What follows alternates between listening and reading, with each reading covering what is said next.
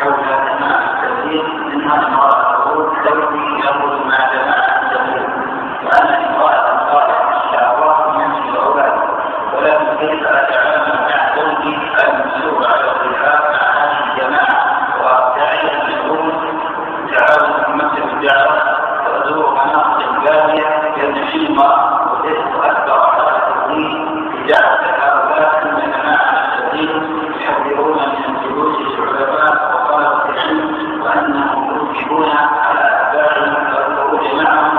هل نكمل لهذا الذين يريدون شرع الطاعة والخروج على جماعة المسلمين؟ البلاد هذه كانت ما تعرف اسم جماعات، لكن وفد علينا ناس من الخارج، وكل مثلا ناس يؤسسون ما كان موجودا في بلدهم. فعندنا مثلا ما يسمونهم بجماعة الإخوان المسلمين، وعندنا مثلا جماعة التبليغ، وفي جماعات كثيرة. كل واحد يرأس له جماعة يريد أن الناس يتبعون هذه الجماعة،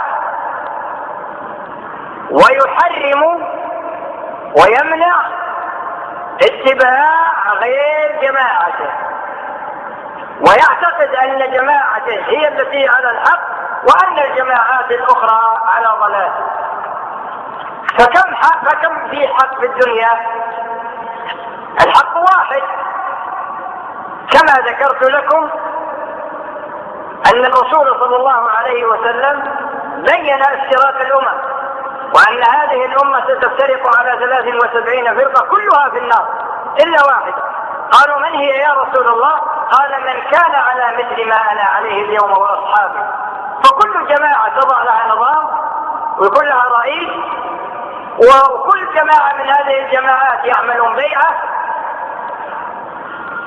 ويريدون الولاء لهم وهكذا، فيفرقون الناس.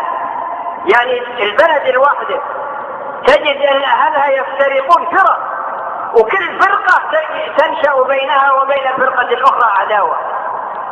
فهل هذا من الدين؟ لا، ليس هذا من الدين، لأن الدين واحد والحق واحد والأمة واحدة.